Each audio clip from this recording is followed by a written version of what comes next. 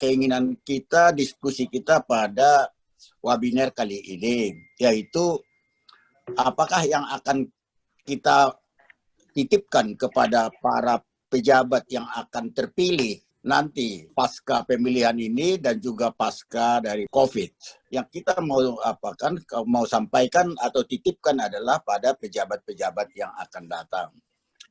Nah, yang saya mau katakan di sini ke depan, maka tantangan untuk pembangunan ini akan semakin berat. Karena ke depan adalah kualitas sumber daya manusia yang akan menentukan daya saing, kemajuan daya saing daripada suatu wilayah dan secara menyeluruh. Jadi SDM. Nah, pertanyaan adalah, pejabat-pejabat ataupun bupati yang akan terpilih nanti, apakah mereka sudah memahami hal ini yang menjadi pokok masalah yang besar untuk pembangunan yang akan datang? Apalagi masuk kepada era teknologi yang akan datang ini. Oleh karena itu, sesuai dengan motif apa yang menjadi misi daripada Batak Center adalah bagaimana meningkatkan inspirasi atau bagaimana membuat agar SDM daripada orang-orang Batak ini yang di Bonani Pasogit, kalau memang di situ ataupun sebetulnya di perantauan, menjadi orang-orang inspiratif, kreatif, dan inovatif. Ini ya saya kira.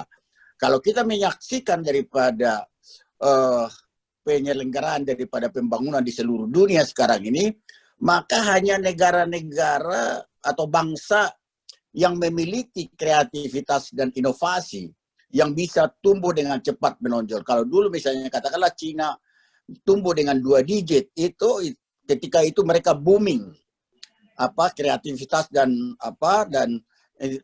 inovasi, sehingga mereka melahirkan ribuan paten di sana. Nah, ini yang kita mau titipkan kepada pejabat-pejabat yang akan memimpin daerah pasca kemenangan mereka nanti pada pilkada yang akan datang ini dan juga setelah COVID ini selesai. Jadi yang kita mau inginkan juga sekaligus adalah agar pejabat-pejabat yang akan datang ini adalah kita mau ingin apakah ini hanya mimpi. Bagaimana apa yang dikatakan oleh Pak Bomer tadi secara diskusi ringan, misalnya kita menginginkan mereka itu orang-orang idealisme lah. Pejabat-pejabat yang akan datang itu adalah yang memiliki idealisme.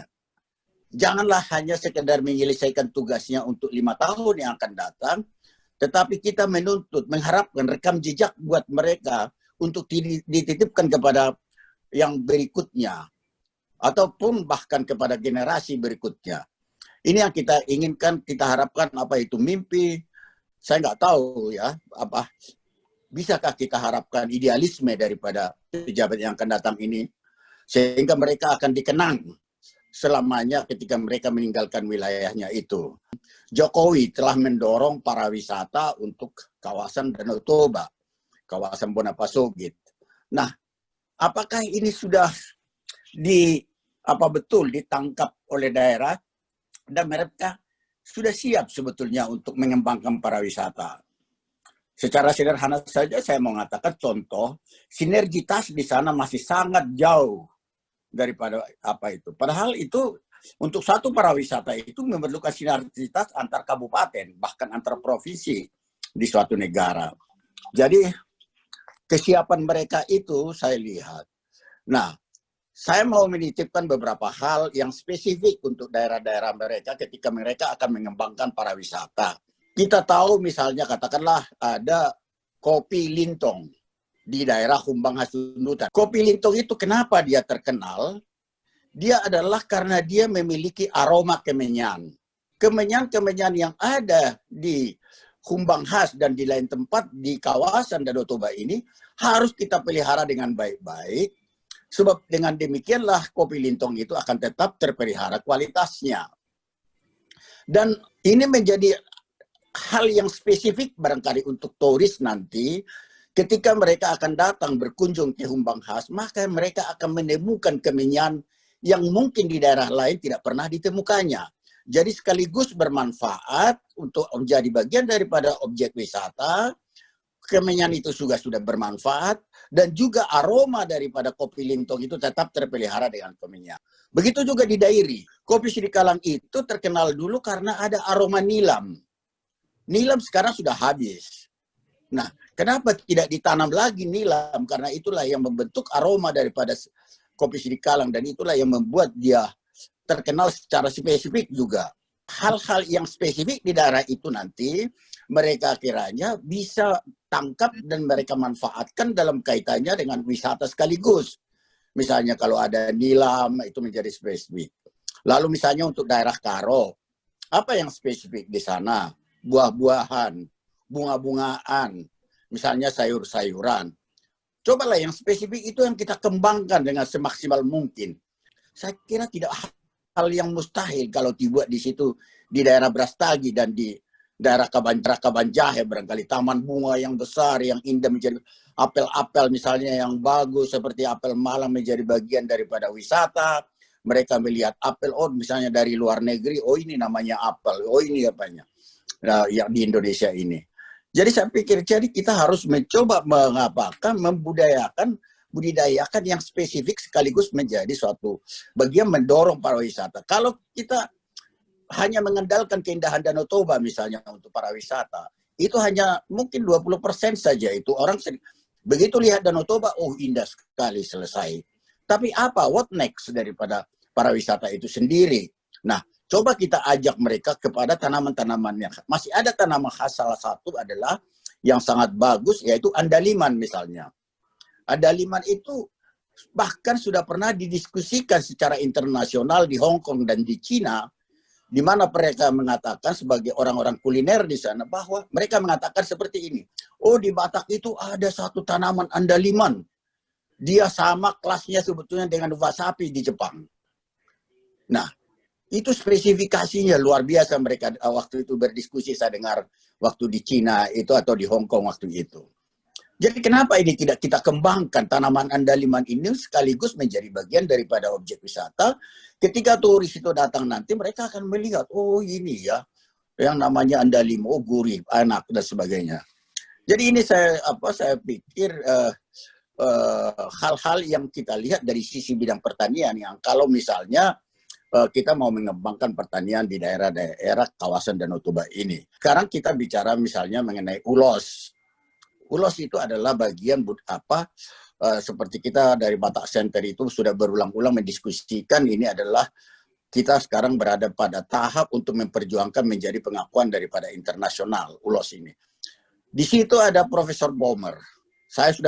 Pak Profesor Bomer bercerita sama saya ketika beliau menjadi dubes sekian lama di Eropa, beliau itu hanya memberikan kado ulos semuanya. Kado ulos. Ya, ketika pejabat manapun, bahkan ada Perdana Menteri, bahkan Presiden mungkin, beliau itu kasih, Pak Bomer hanya kasih itu. Dan beliau juga kan memakai ulos. Nah, sekarang bagaimana? Apakah bisa? Nah, ini kita bagian daripada daerah-daerah di kawasan Danau Toba. Boleh kita percaya nggak ulos ini menjadi bagian identitas daripada orang Batak? Kita cobalah. Sebab itu kalau itu menjadi identitas orang Batak, itu mungkin bagian daripada yang memudahkan kita juga memperjuangkan ini kepada UNESCO. Oh, bahwa ini adalah spesifik memang. Dan itu dari sisi ekonomi.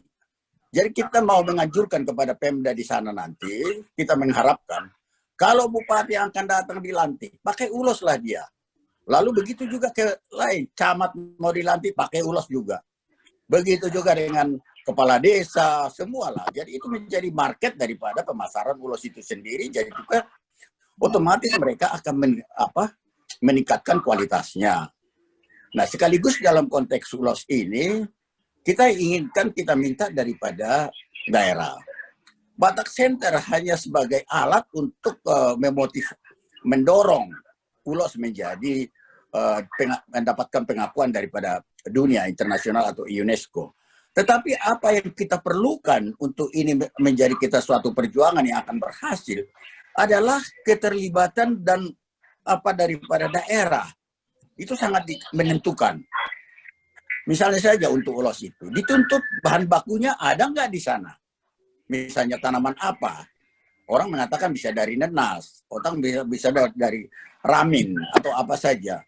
Nah, bupati-bupati yang akan terpilih maupun yang sudah sekarang ini, karena ini adalah bagian perjuangan kita ulos ini ke internasional, maka mereka harus mempersiapkan tanaman-tanaman yang bisa memproduksi ataupun menghasilkan bahan baku benang untuk ulos ini. Begitupun pewarnanya sendiri. Kita dipercaya oleh orang luar negeri nanti, oh memang bahan bakunya mereka punya, pewarnanya juga apa, penenunnya juga ada banyak, lengkap dan berkualitas penenunnya itu. Jadi ini titipan kita kepada pejabat-pejabat yang akan datang ini agar kita bersinergi lah. Kita Batak Center hanya memotivasi, bukan kita bukan tugas langsung. Tugas langsung itu adalah Pemda. Jadi ini perlu dipahami oleh pejabat di sana yang akan datang ini maupun yang ada sekarang ini, bahwa mereka tanpa adanya suatu kerjasama yang sangat bagus antara kita dari Batak Center, Gubernur Sumatera Utara, para bupati dan seluruhnya di kawasan Danau Toba, kita tidak akan bisa bermimpi secepatnya tahun 2024 pengakuan internasional atas ulos ini akan terjadi. Batak Center hanya sekedar ini aja, memotivasi, mempertemukan antara gubernur dengan daerah-daerah, dan mungkin juga dengan melalui Dirjen Kebudayaan di Jakarta nanti, Batak Center akan berperan membantu untuk memperjuangkan. Tetapi apa yang menjadi dasar basicnya, yaitu penenunnya, bahan bakunya, itu adalah menjadi bagian tugas daerah dan itu yang harus dikerjakan oleh mereka. Itu. Dan sekaligus tadi saya katakan bagaimana untuk daerah pun memikirkan pasarnya itu sendiri. Apa yang dikatakan oleh Pak Bomar itu dulu ketika kami berbincang-bincang bahwa beliau selama menjadi dubes bisa dibagian. Saya berharap satu ketika Pak Bomar sudah pernah menjadi menteri, tapi kalau menteri lagi misalnya, pakai ulos saja Pak Bomar itu. Kalau Bapak nanti, siapa yang akan menteri yang akan dilantik? Apa salahnya? Saya kira tidak ada. Indah kok kalau seorang kita misalnya di pesta pakai ulos juga kok. Bagus pakai jas. Kenapa tidak bisa? Misalnya saja menteri-menteri yang akan dilantik nanti pakai ulos juga. Ini sebagai suatu idealisme memang terlalu barangkali ya, tetapi ini hal yang menjadi kita supaya karena bagian daripada perjuangan kita untuk ulosnya sendiri. Nah, kembali kemudian kepada Danau Toba itu sendiri, air Danau Toba bisa dijadikan untuk air minum mencukupi di Sumatera Utara. Ini harus kita harus percaya bahwa kekuatan sumber daya alam Danau Toba, air Danau Toba itu akan menjadi modal yang sangat penting di belakang hari. Oleh karena itu, kebersihan air Danau Toba harus dipelihara karena ini aset dari kawasan nanti. Selain daripada sumber energi yang kita ketahui sekarang sudah jalan, tetapi air Danau Toba bukan mustahil adalah menjadi sumber air minum untuk daerah-daerah sekitar Sumatera Utara dan bahkan tempat lain barangkali. Oleh karena itu menjadi tugas daripada kita titipkan kepada bupati-bupati di sana itu. Yang terakhir saya mau katakan adalah kembali kepada sinergi. Bagaimana sih sinergi daripada daerah? Sangat menarik. Kami pergi di Balige, tinggal di di dalam satu toko kopi ya, jual kopi. Terus dijual kopinya apa yang ada di situ. Terus saya tanya, coba saya minta kopi lintong.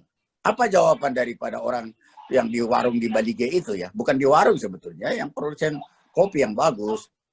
Apa jawaban dia? Tidak boleh Pak, kami menjual kopi lintong di sini. Katanya itu produk daripada Tapanuli Utara atau Humbang. Seketat itukah misalnya egoisme daripada regional daripada kita ini? Masa nggak boleh? Bukan hanya kopi yang saya persoalkan waktu itu. Produk lain juga tidak boleh dijual katanya di situ. Mudah-mudahan mereka itu salah menangkap perintah daripada Pemda atau arahan daripada Pemda. Kalau itu benar, itu sangat ironis saya kira. Masa produk hanya dari si langit kopi lintong tidak boleh dijual di Balige? Itu keterlaluan saya pikir. Kalau ini benar-benar arahan daripada pejabat, saya berpikir mudah-mudahan salah nangkap daerah-daerah itu. Inilah soal contoh-contoh sinergi. Jadi saya pikir itu sinergi itu sangat diapakan diperlukan, termasuk pelestarian Danau Toba itu sendiri kembali kepada sinergi itu. Waktu itu saya dengan Bendum Batak Center berkunjung di atas undangan daripada Provinsi Sumatera Utara datang ke Perapat. Diadakanlah di situ Festival Danau Toba. Ketika diadakan Festival Danau Toba, maka kami ada di sana, tetapi tidak ada satu bupati pun selain bupati daripada kabupaten yang hadir di situ. Bupati kabupaten Siantar itu tidak ada yang hadir selain bupatinya. Loh, masa dari 9 atau 8 kabupaten tidak ada bupati lain? Lalu pertanyaannya adalah di mana ada sinergi untuk mendorong daripada para wisata Danau Toba itu begitu besar perhatian daripada pemerintah pusat untuk mendorong para wisata di Danau Toba. Tapi sinerginya bagaimana? Nah, dalam sinergi ini sebetulnya yang ingin kita pertanyakan juga, bagaimana koordinasi daripada BODT, Badan Otorita Danau Toba ini. Mungkin mereka-mereka ini memang jalan sendiri-sendiri. Tapi mungkin BODT sebetulnya bisalah membuat mereka bersinergi karena kepentingan daripada BODT untuk daerah-daerah itu. Jadi saya pikir misalnya saja jalan lingkar itu adalah bagian daripada BODT mungkin yang harusnya mengkoordinasikan bagaimana jalan lingkar Danau Toba itu menjadi suatu kenyataan untuk memudahkan pergerakan manusianya. Ini ada namanya ikan Batak. Kita kalau pergi ke Israel di sana namanya ada ikan Petrus. Nah, kenapa ikan Batak tidak menjadi identiti daripada komoditi atau makanan daripada turis di sana? Itu sangat-sangat menarik. Sebab orang pergi ke Israel itu yang ditanya dulu mana ikan Petrusnya. Kenapa tidak orang ke Danau Toba tidak mencari ikan daripada itu masih kita cari. Saya kira itulah pengantar dari kami. Mohon maaf terlalu panjang barangkali. Terima kasih untuk kita semuanya. Terima kasih untuk para peserta webinar yang diselenggarakan oleh Batak Center ini. Sekali lagi terima kasih, semoga bermanfaat daripada webinar kita kali ini.